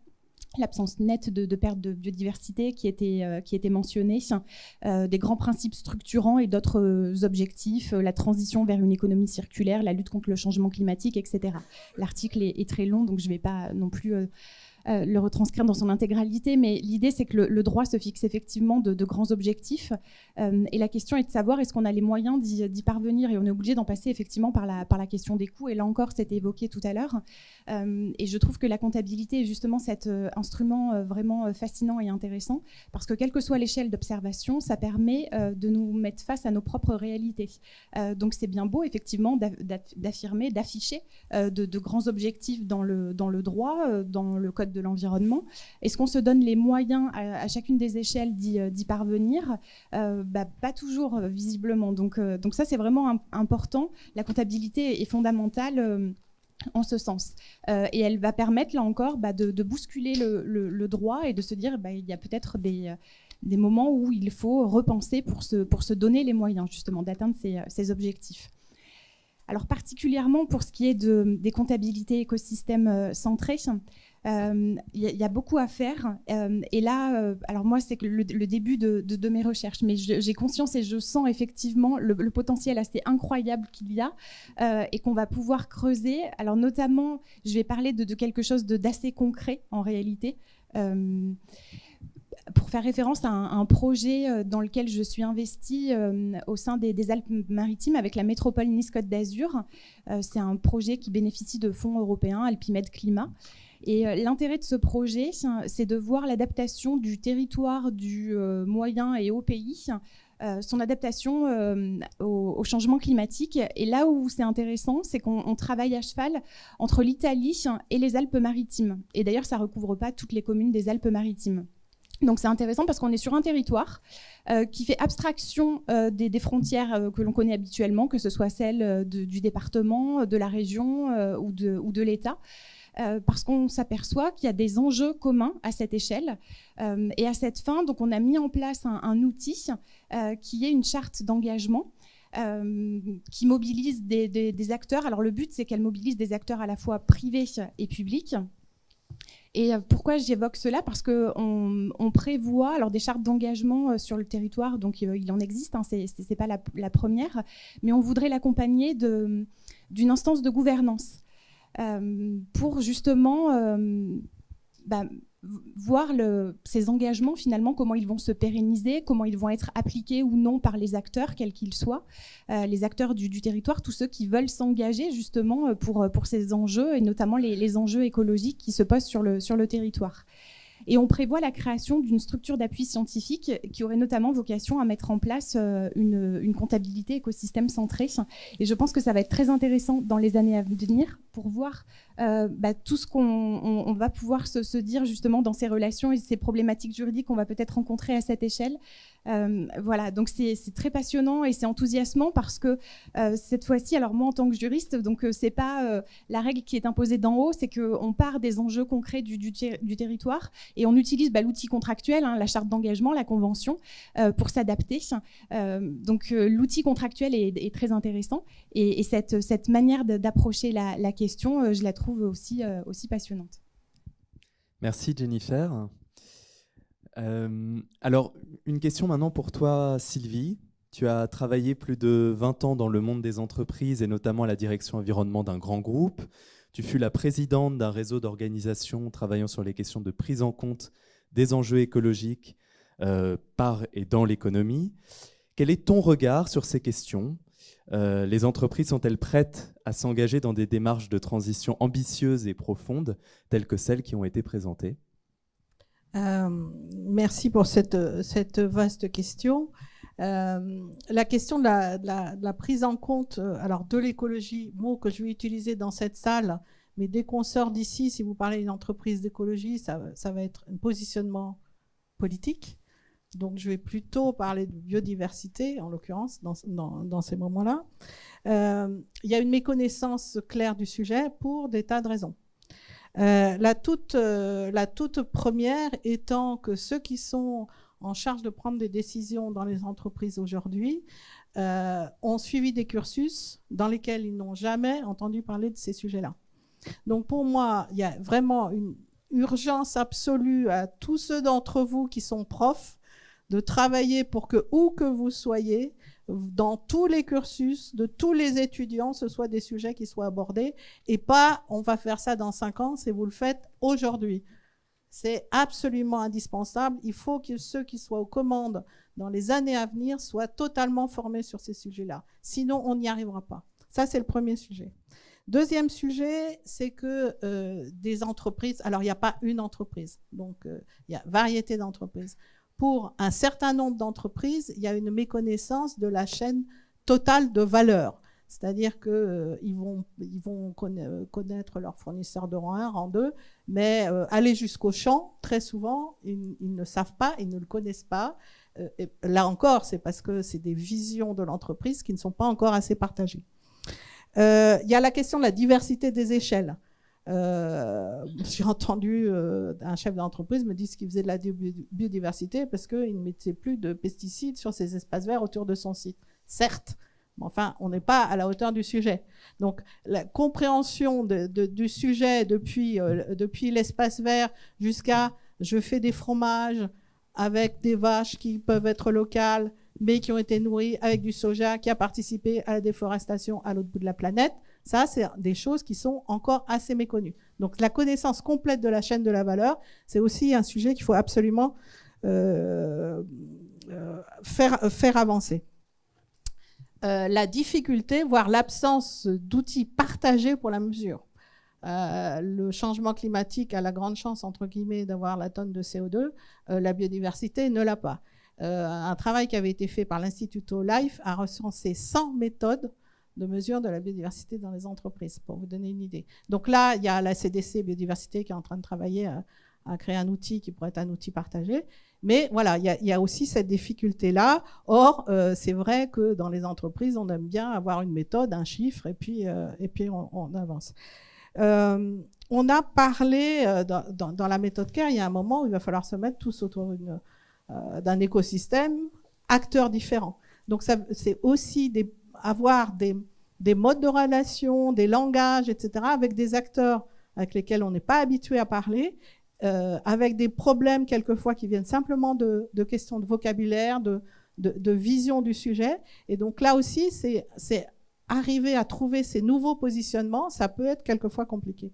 Et enfin, il y a le positionnement même personnel, hein, parce que ça aussi, ça compte, de l'individu, homme ou femme, qui est à la tête de l'entreprise.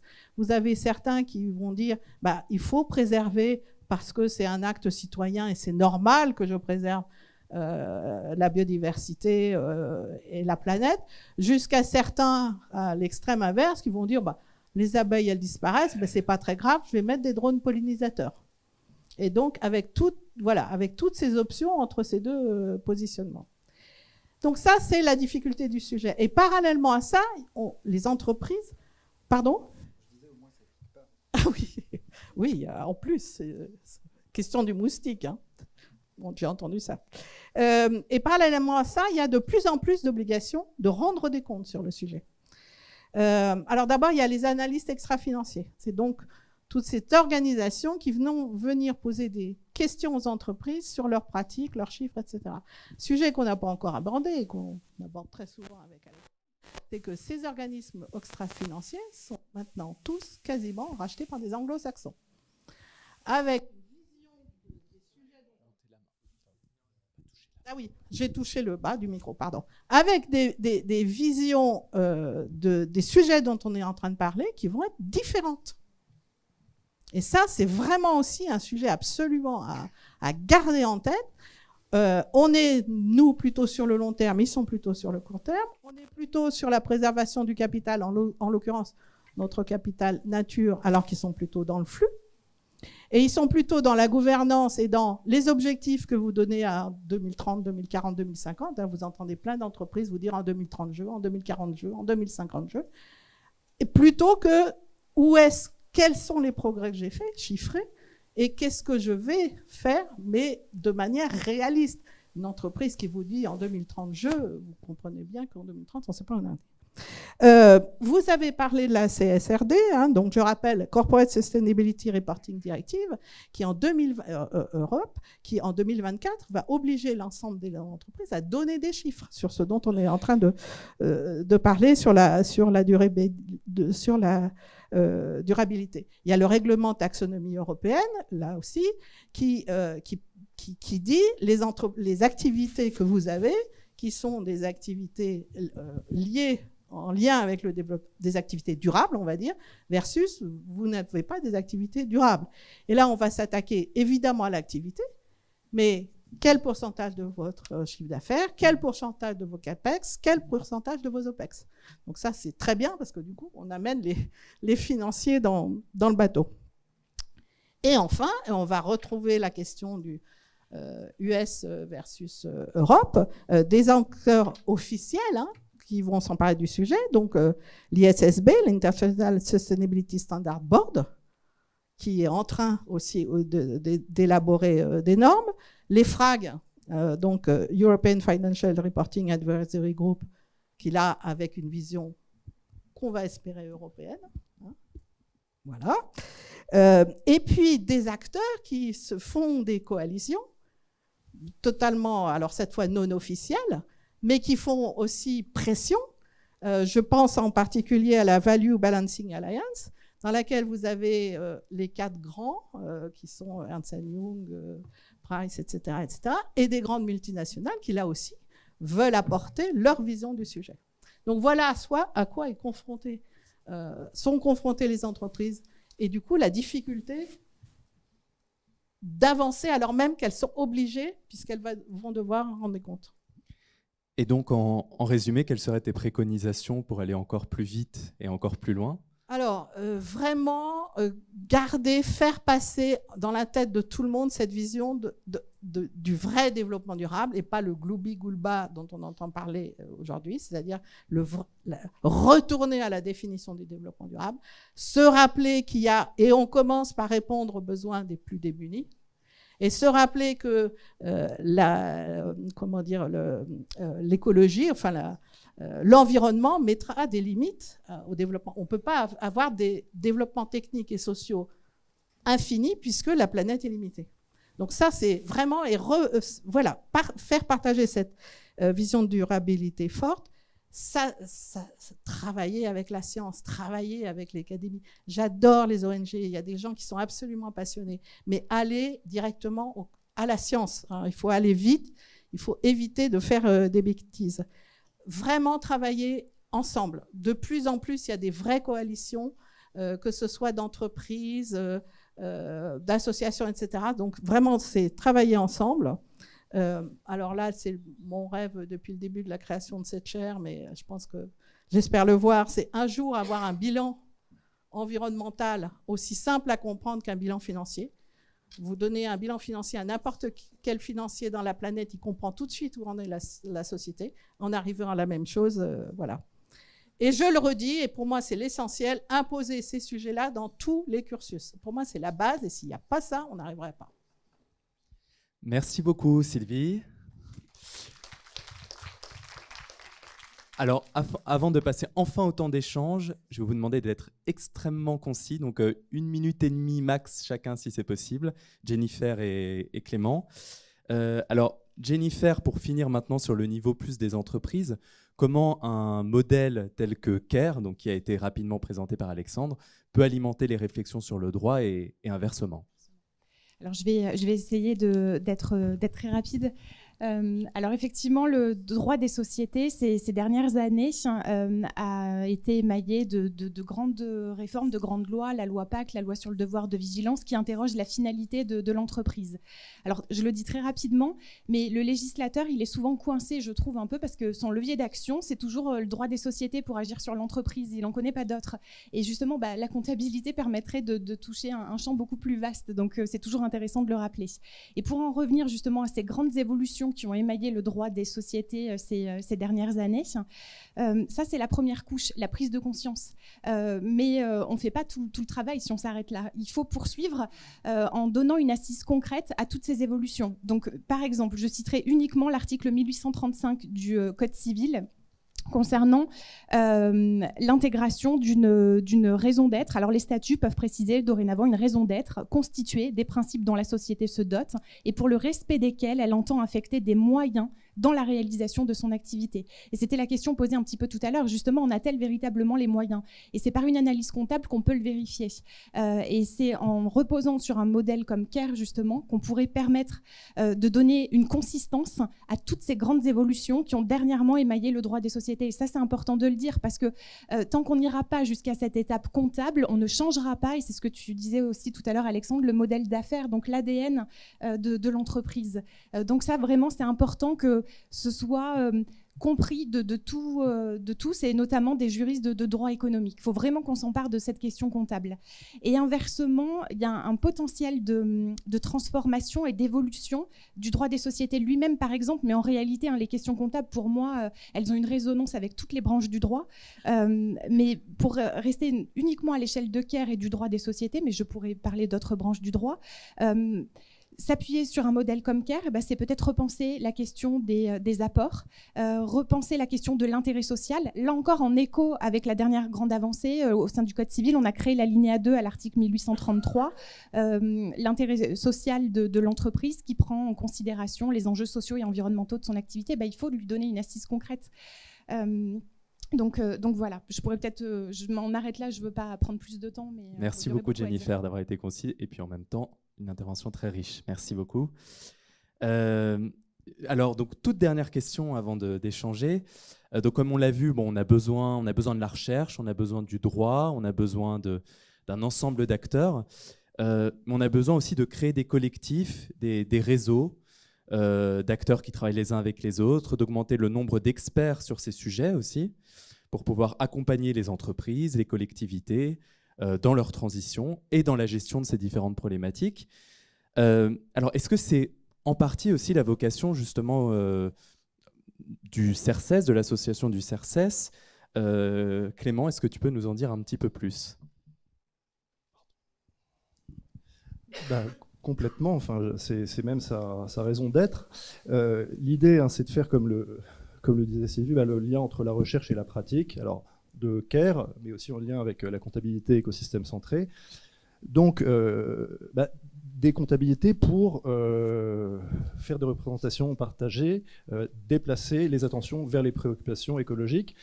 Le premier axe pour ça, pour nous, c'est vraiment les expérimentations. On organise 4 types d'expérimentations, depuis des sensibilisations jusqu'à des pré-études avec des stagiaires qui viennent en organisation. Ensuite, il y a des missions de réalisation de la comptabilité CARE faites par des professionnels qui sont déjà agréés pour ça. Et puis, il y a le lien aussi avec les programmes de recherche de la chaire comptabilité écologique. Ce qui est intéressant là-dedans, c'est que toutes ces expérimentations sont liées à des préoccupations écologiques communes, mais finalement, un expérimentateur est toujours dans un secteur d'activité donnée qui est bien singulier, avec des problématiques pratiques singulières. Et c'est ça qu'il faut faire évoluer. L'exemple que je prends toujours, c'est on ne transforme pas un sol, on ne préserve pas un sol de la même manière qu'on est agriculteur ou urbaniste qui excave pour faire un parking. Et donc, voilà. Le deuxième axe, c'est, je parlais tout à l'heure de faire bouger les lignes, c'est ce qu'on disait. Il y a vraiment cette question, on essaie de faire ça par des séminaires, par des commissions techniques, normalisation extra-financière, bientôt une commission sur le positionnement des collectivités, l'enseignement supérieur, où on est en lien, justement, on essaie de plus en plus d'être en lien avec les programmes d'enseignement supérieur, et puis justement d'avoir des stagiaires qui viennent en préétudes de CARE, et puis aussi de développer du plaidoyer, c'est-à-dire des discours pour parler à chacun. Et puis un peu plus loin, pourquoi pas du lobbying, même si le mot est galvaudé, mais en tout cas de l'action, de la prise de position dans la société, juridique, prise de position économique aussi, prise de position politique, pour se dire que toutes ces questions, services écosystémiques, marché volontaire, fiscalité, finance à impact, redistribution, etc., que tout ça finalement, qu'on le lit à travers la grille de lecture de CARE, écosystème centré, comptabilité nationale avec coût écologique, enfin, bref, en faisant tous ces liens-là, on peut vraiment transformer les choses. Et le troisième point, justement, c'est vraiment la transformation des modèles d'activité sur la base de ces nouveaux concepts, c'est-à-dire qu'on va essayer de former des acteurs qui sont capables de mettre en œuvre CARE. Donc, ça veut dire former des praticiens, mais ça veut dire pas les former, justement, je parlais de monde en mouvement, pas les former de façon statique, les former par rapport à l'évolution justement du monde, l'évolution de la façon dont le monde est capable de recevoir CARE et dont on peut transformer le monde par CARE.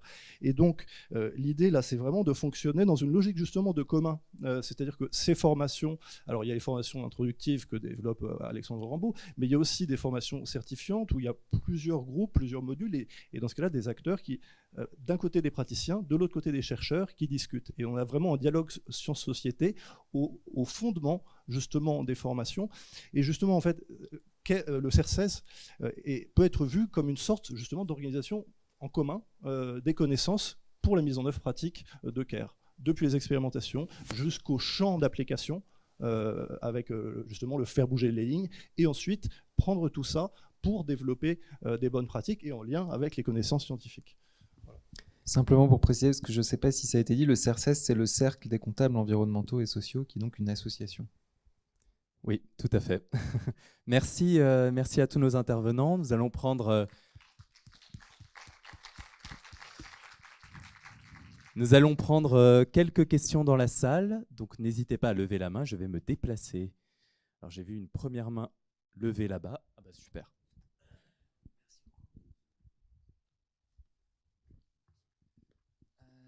Bonjour, merci beaucoup pour vos interventions. C'est effectivement très stimulant. Du coup, ma question, c'est celle des interrelations possibles et nécessaires entre la comptabilité et la démocratie. Le principe démocratique, au cœur du travail d'Ostrom d'ailleurs, c'est l'ensemble des processus qui permettent un espace de délibération. Donc ça se passe au niveau politique, mais ça se passe aussi au niveau des entreprises. Alors est-ce que justement cette démocratisation n'est pas une condition pour introduire la question écologique dans la comptabilité à tous les niveaux? J'ai l'impression qu'à tous les niveaux, d'ailleurs, elle est extrêmement présente, hein, cette question démocratique. Donc je vais juste préciser, décliner ma question aux 3 niveaux. Donc au niveau de l'entreprise, la présence donc, des représentants des 3 capitaux au sein du conseil d'administration, c'est une proposition justement de gouvernance démocratique quid de s'appuyer justement sur certains statuts existants, type SKIC, qui permet aussi de prendre les usagers ou les consommateurs, les scopes ou encore la codétermination. Et sur l'approfondissement justement des lois sur le devoir de vigilance, loi Pacte, qui en l'état ne permet pas une transformation de gouvernance des entreprises. Est-ce qu'il y a une interrelation possible avec la notation extra-financière, sachant qu'il y a un gros problème, hein, c'est le G de l'ESG, c'est-à-dire que les critères de gouvernance sont aujourd'hui propres plutôt à la logique de la shareholder value, de faire en sorte qu'on minimise les risques pour l'investisseur. Donc la gouvernance n'est pas du tout démocratique dans ces critères de ESG, donc c'est vraiment problématique. Maintenant, au niveau de la gouvernance démocratique des systèmes de comptabilité écosystème centrés, vous avez évoqué la création d'institutions publiques. Alors, est-ce qu'il y aurait une représentation des ONG, des syndicats, des collectivités territoriales dans ces institutions publiques? Comment on ferait, je pense, quelle serait cette gouvernance démocratique, hein, des écosystèmes centrés? Et enfin, ma dernière déclinaison, c'est au niveau de la comptabilité nationale. Est-ce qu'il y a besoin d'approfondir la démocratie participative, un peu sur l'exemple de la Convention citoyenne pour le climat? Est-ce qu'il y a besoin d'instances démocratiques supranationales, notamment au niveau européen? On pourrait aussi penser à la création d'institutions publiques, un petit peu sur le modèle de ce qui est proposé sur les écosystèmes centrés. Voilà, j'ai fini. J'arrête. Merci beaucoup. Harold. La question de la citoyenneté, c'est important au niveau de comptabilité nationale. En fait, c'est évidemment essentiel de repenser les choses, puisque actuellement, c'est une approche très technocratique, INSEE, où en plus les compétences ne sont pas présentes en termes environnemental. Donc, et c'est d'autant plus important si on reprend l'exemple des 100 milliards dont j'ai parlé tout à l'heure, pas des 100 milliards, j'ai n'importe quoi, des 39 milliards dont j'ai parlé tout à l'heure. Si on les affecte, en fait, l'affectation de ces 39 milliards, elle est très politique. Est-ce qu'on les affecte du point de vue de la comptabilité nationale? Est-ce que c'est les ménages qui sont les demandeurs des logements qui doivent payer en fait cette dette écologique? Est-ce que c'est le secteur de la construction qui doit payer parce que c'est eux qui finalement gagne de l'argent avec ça, ou est-ce que c'est l'État pour socialiser les dettes écologiques comme le fait toujours l'État, c'est-à-dire que toutes les dettes écologiques sont socialisées, donc en fait on les met dans le compte des administrations. Donc ça c'est vraiment comment les choses fonctionnent. Mais j'ajouterais quelque chose, c'est qu'en fait si on rajoute un compte qui est la nature, en tant que telle, eh ben, en fait, dans le processus démocratique que vous évoquez, il va falloir la faire exister, cette nature. Et là aussi, sur la comptabilité nationale, ça a des conséquences très importantes parce que si les 39 milliards, là, on les affecte, alors là, je vais parler vraiment en comptabilité, en compte de production, eh ben, ça veut dire qu'en fait, la nature, on la considère comme un acteur économique, finalement, qui fournit des biens et des services en consommation intermédiaire pour lesquels, en fait, on doit payer. Mais si on la met dans les comptes d'exploitation, là, ça veut dire qu'on la considère comme un acteur rémunéré au même titre que les salariés, au même titre d'ailleurs que l'État, puisque c'est là aussi où il y a l'impôt qui apparaît.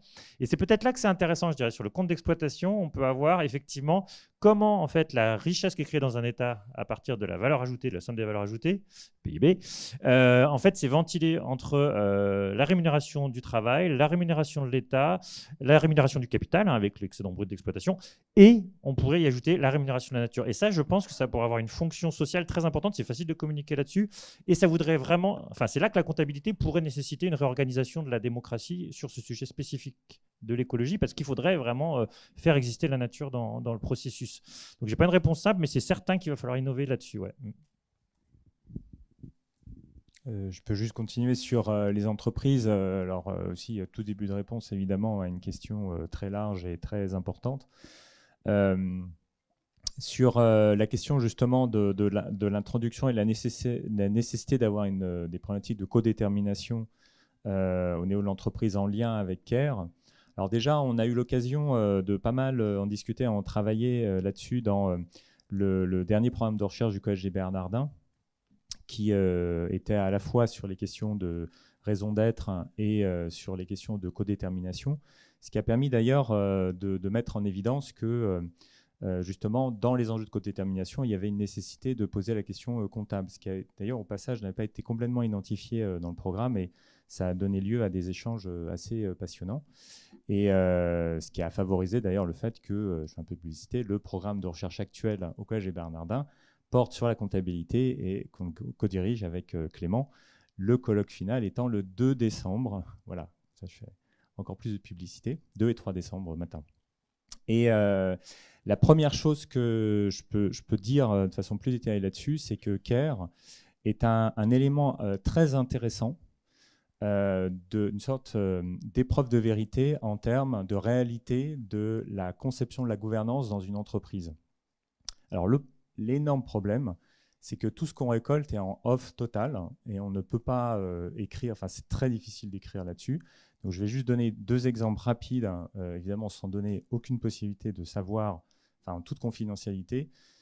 On a eu le cas d'un grand groupe où on commençait à monter en fait un projet sur CARE avec, y compris au niveau direction financière, vraiment un certain enthousiasme pour y aller.